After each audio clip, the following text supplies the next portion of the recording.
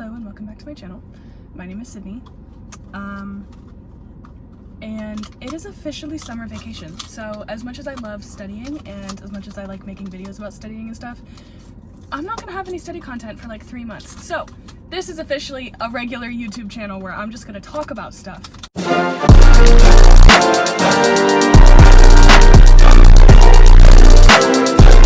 Today we're gonna be talking about everything that I have done since summer vacation started for me. I've been on summer vacation for almost 2 weeks now. I've been on summer vacation for like 11 days, I would say. A lot has happened. I've done a lot. Simultaneously, I have not done anything. But it is Wednesday, and the grocery stores where I am have $5 sushi on Wednesdays. Because I'm not paying $11 for this. I'm not. So I'm gonna eat sushi and you're just gonna listen to me rant about stuff.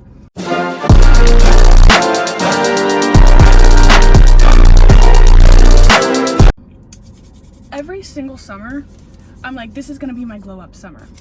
This is it. This is gonna be the one. And then every summer, right when summer starts, directly after I have finally gotten my skin under control, I start to break out like somebody is paying an Etsy witch to curse my skin and make me break out. I am also sick. Don't know how I got sick. Don't know where I got sick. Don't know anything about why I am sick. Oh yeah. The people that make the sushi watched me take like 4 soy sauce packets, and they were just like, okay, all right. They're supposed to be 50 cents. I didn't pay for them. They don't make you pay for them. Even if you don't go through self-checkout, they don't make you pay for them. But to start off the summer, I'm almost 2 weeks into not being actively educated. I still have not unpacked my stuff. I'm about halfway through unpacking right now. I don't know where I got so much stuff. Where did it come from? I genuinely, before I moved out, my room was neat. Like, I didn't have a ton of stuff in my room. But now that I'm moving back in, I don't know where to put all my stuff, and it's not like I bought a lot of stuff, you know what I mean? It's more so like, those are like I'm used to the chopsticks that get like really skinny at the end. I was like, am I holding them the wrong direction for a second? Anyways, like, I didn't buy anything while I was at college.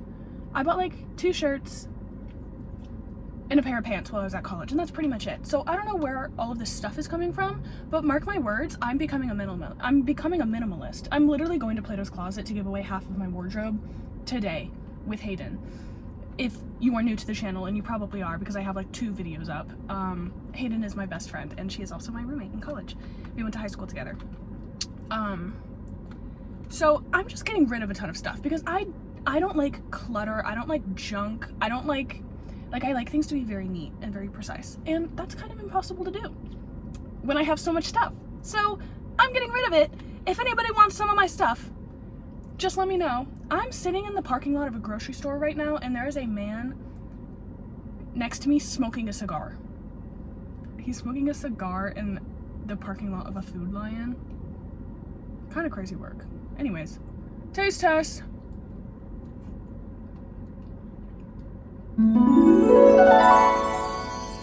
It's so good. It's not even real crab either. It's imitation crab, which I don't even know what that means.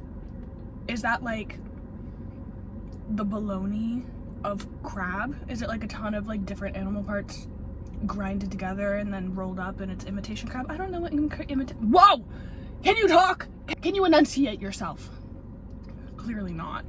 But I don't even know what imitation crab is. All I know is that it tastes good. So yeah, haven't unpacked a single thing. I'm becoming a minimalist. And then exactly 4 days after I got back home, Hayden and I drove like 3.5 hours to go to a Pierce the Veil concert. We went to the I Can't Hear You tour day 1, opening day of the tour, and it was phenomenal. It was so good. I listened to a lot of their music, but it's more so like I've been listening to them and not realizing that it was them, You know what I mean? I have been listening to Pierce the Veil since I was in middle school. I'm a rising sophomore in college now.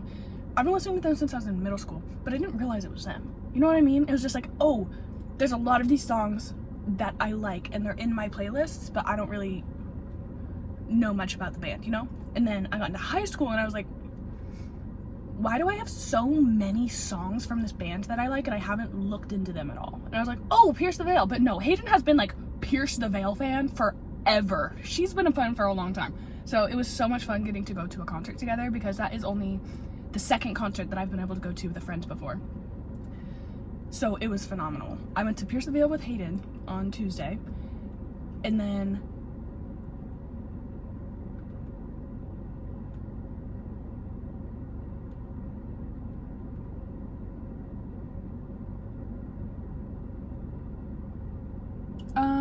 a dude just ran out of Food Lion with a bunch of shit and like sprinted across the parking lot. I assume that he just stole stuff. I don't think they get paid enough to chase him down, so I think he's good, but I can still see him. He's still running. Oh my god. Somebody recruit him for the Olympics or something. He's holding two massive black trash bags full of stuff, and he just sprinted out of the Food Lion.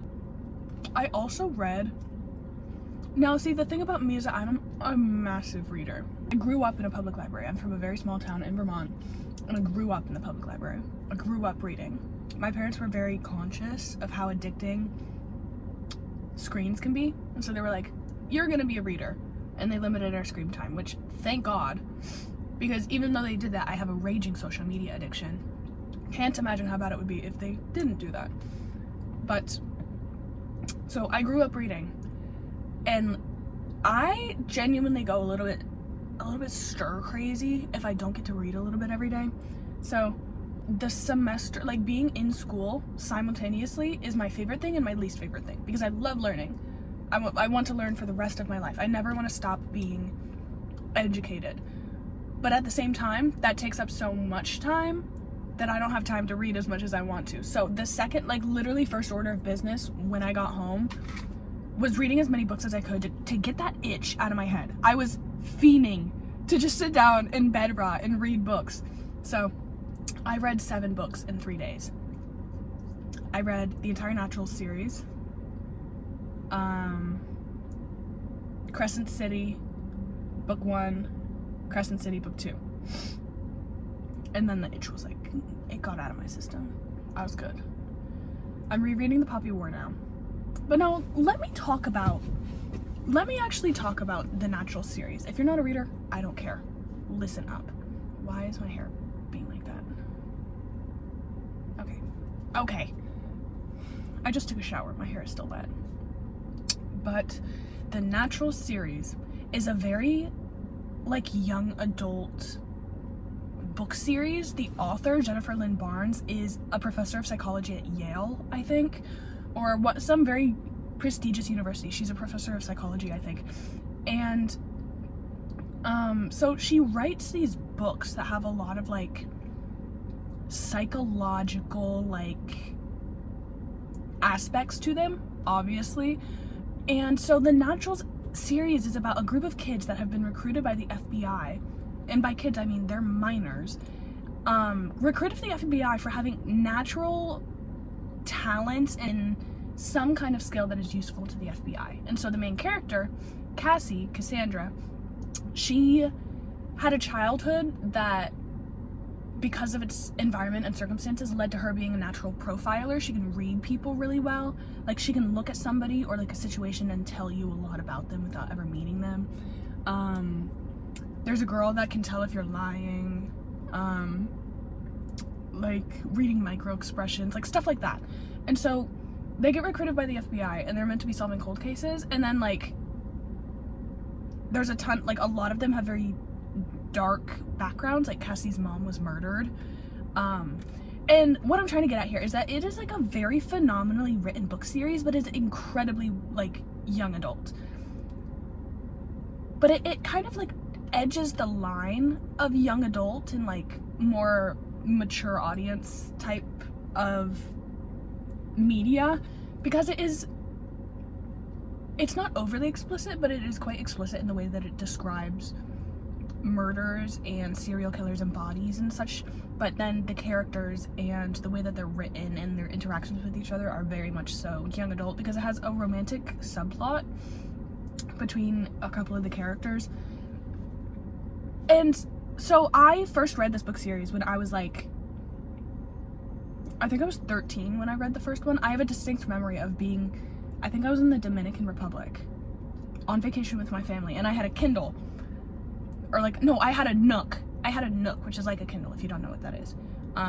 And I was like, we were on the beach 12 hours a day, all day. I need a book. I need something to read while I roast in the sun and get skin cancer. And so I like scrolled through a ton of books and I found it and it looked interesting, so I downloaded it. I proceeded to read the entire series in 4 days.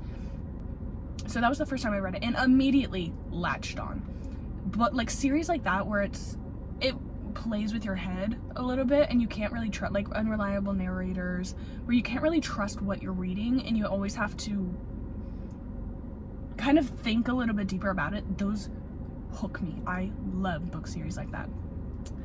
And so as I've gotten older, I'm the type of person that will rewatch a movie until the day that I die. I will reread books until the day that I die. My mom is very completely opposite of me. She reads a book once, she watches a movie once, she's done. She doesn't want to watch it again. I'm the opposite. I'm a very nostalgic person. I like to reread, I like to rewatch. And so I have every single book that I've ever owned in my bedroom right now. I probably have like 20 bookshelves in my bedroom. But so as I've reread this series, and as I've like become more educated and have learned how to critically think a little bit more, all I can think about is how absolutely crazy those books would go if they were written for a more adult audience, for a more mature audience nowadays. Because they were phenomenal when I was a kid, and they're phenomenal now that I've read them again at 19. But I'm like craving something a little bit more mature, something like darker and a little bit more sinister. So if you're a reader and you're seeing this, I would love a recommendation for books like that. I'm getting emails from school even though I'm on summer vacation. Anyways, I've